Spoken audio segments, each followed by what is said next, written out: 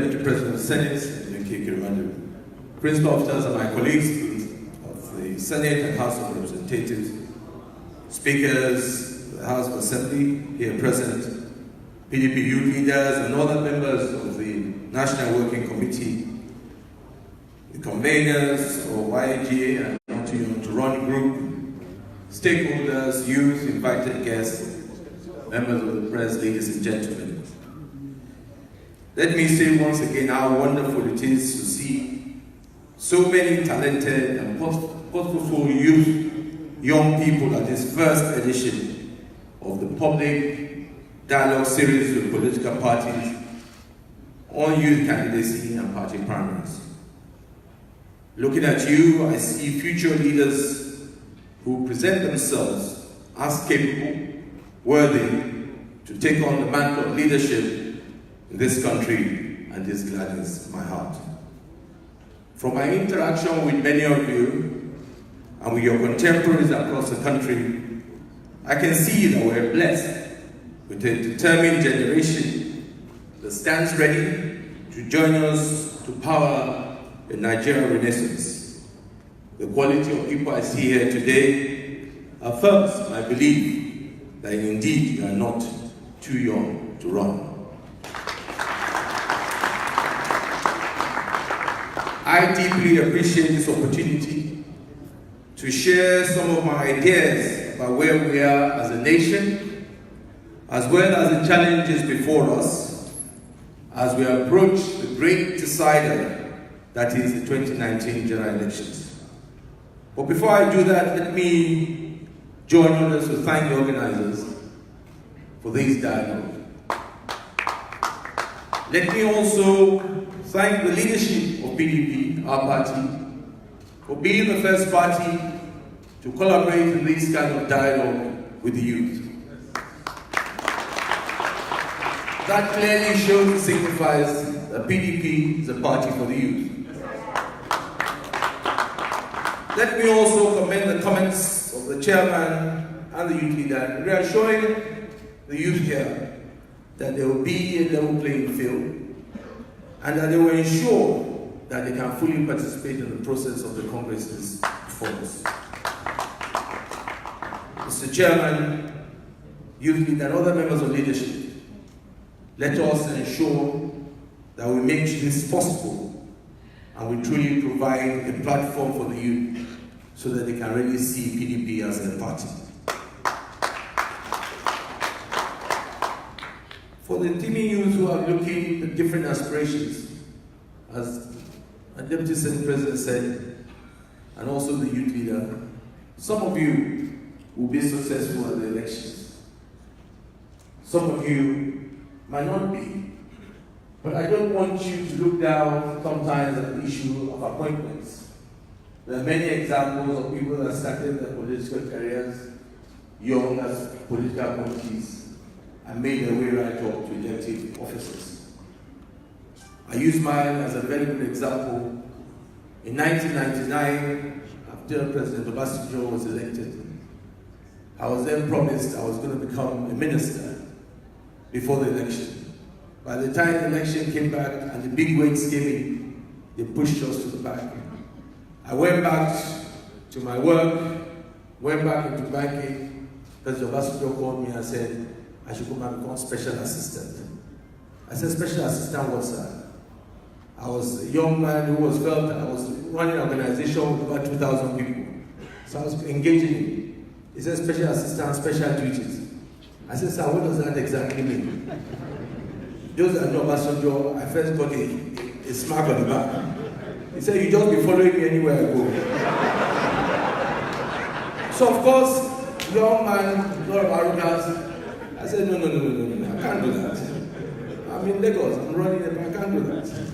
And I will never forget an old political associate of my dad, Professor Bukola, who called me, said, young man, go there. They say you should carry the book, carry the book, carry the file, carry the file. It took me 1 year to accept the position, and I finally joined President Obasanjo, special assistant, special duties. For the first 1 week, I cannot tell you the things I was doing. But by the time I showed my capacity, my portfolio changed to special assistant budget. By the time I showed my capacity, I became the first and only special assistant that will attend council meeting. Within a short period of time, I was one liaison between President Obasanjo and the National Assembly. Today, when we talk about public procurement bill, that was what I sponsored in my experience.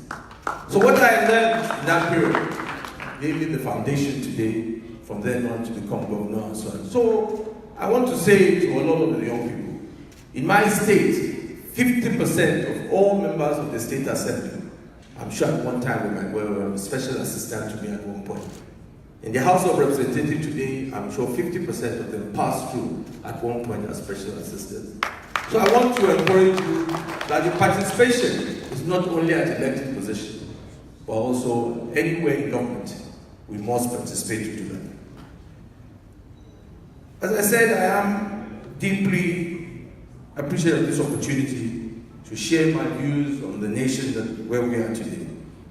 It is widely acknowledged that our country, is a relatively young country, bursting with tremendous energy, ability, and potential. More than 70% of our population is under the age of 40. You are indeed the future of this country. Ordinarily, such a young population would be the envy of many Western countries that are faced with aging population. But the dire state of our affairs tarnishes the beautiful advantage that we have. Up and down our country today, Nigerians are crying out for succor. Many of our children are hungry.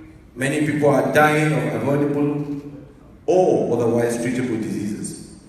Many are falling below basic living standards and are now among the 87 million that seal Nigeria's position as a country with the highest number of people in extreme poverty. Our young people lack opportunities, the necessary education facilities and system to equip them for the future simply is not there. We're not creating the jobs needed to usefully engage them in order to grow our economy. And too often the youth feel shut out, prevented from having any say in the direction of this nation. The harsh conditions of extreme poverty faced by the people fuels the state of insecurity all over the country. Hunger, lack of education, lack of opportunities push many Nigerians into criminal activities. Many of our communities are paralyzed with fear due to incessant criminal crisis, kidnappings, and other social ills. We are failing abysmally to tackle the problems of today and prepare for the future. Our economy is broken and is in need of urgent revival in order for Nigeria to grow. GDP growth rate has declined in this quarter. Diversification remains an illusion. Unemployment is at all-time high. Businesses are shutting down. Jobs are being lost in record numbers. And the capital needed to jumpstart the economy is going elsewhere. Nigeria is perhaps more divided now than ever before. We are increasingly divided along regional, religious, and ethnic lines. Nigerians are also divided by class. A first-string gulf between haves and have-nots. The fault lines of this nation are widening and alarming. We must do something fast, and we must be brave about it. We must ensure that the security of lives in Nigeria. As things stand now, no one is safe in this country. No one feels truly safe.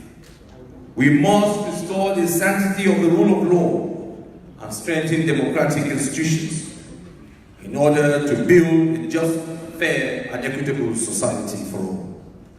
We must rebuild the trust of our people in government. We need a new generation of leaders that are competent and with the capability to rise to the challenges of the 21st century.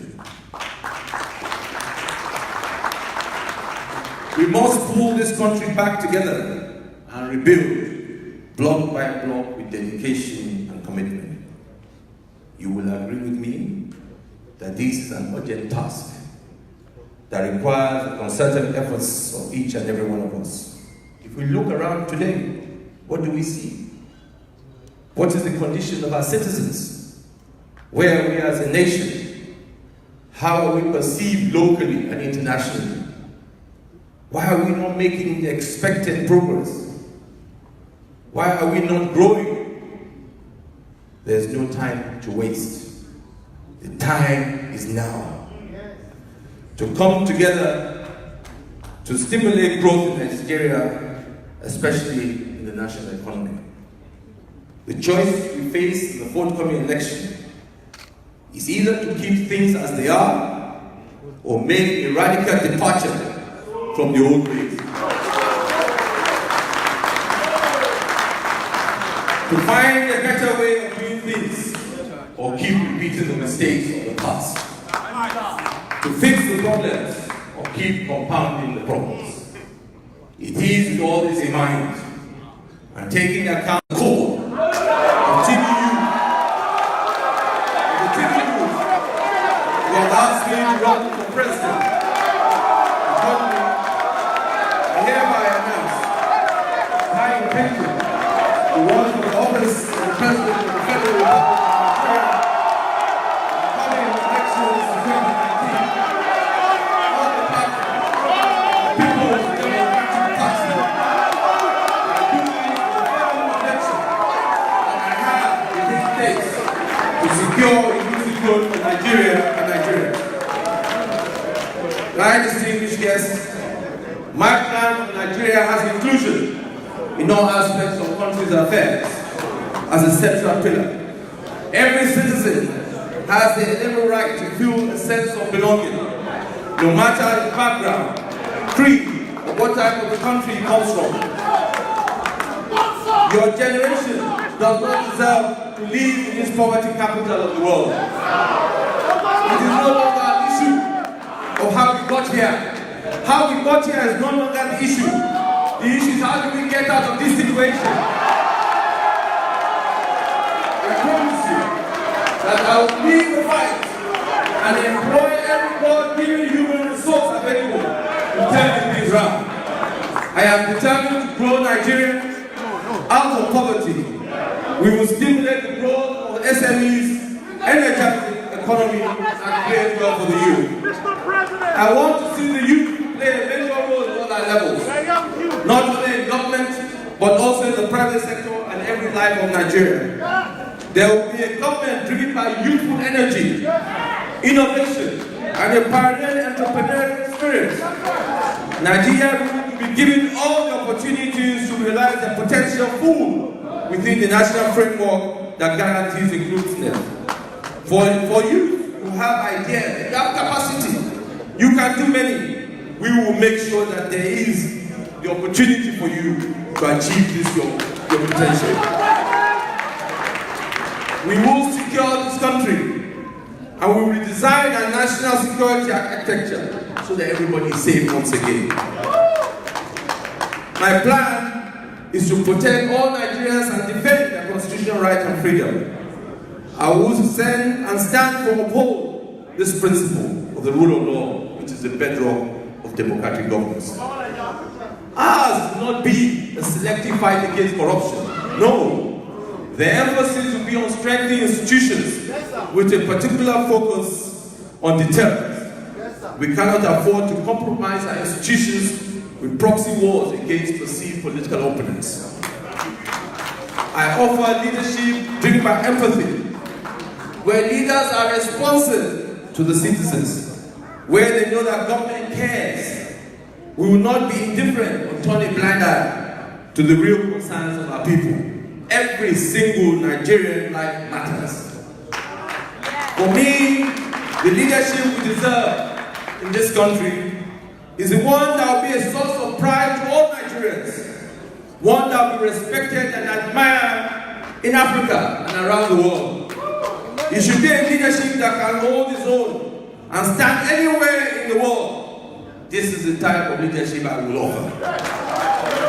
As a former two-term governor, current president of the Senate, by the grace of God and the grace of my colleagues, I believe I possess the unique blend of executive and legislative experience. Push for and implement reforms that will deliver real improvements to the daily lives of our people. I know what it takes to create jobs and grow the economy. I can make tough decisions when it matters. I will spearhead a new agenda that can transform the lives of ordinary Nigerians in real terms. Believe me when I say that it will not be business as usual. This will be a dynamic government of action that will pursue the growth of Nigeria with doggedness, determination, and conviction. We will lead a result-driven administration where we will set ourselves targets, clear timelines to ensure deliverables are met. We will be driven by what is best for Nigerians.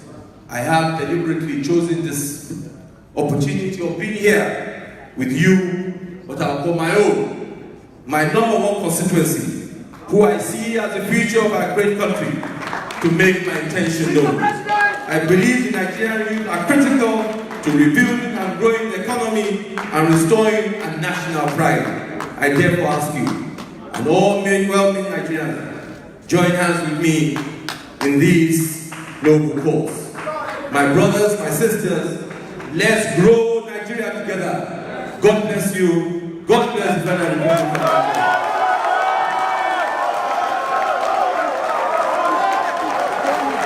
Can we give the President of the Senate a standing ovation, please? Thank you very much. Thank you. Please be seated.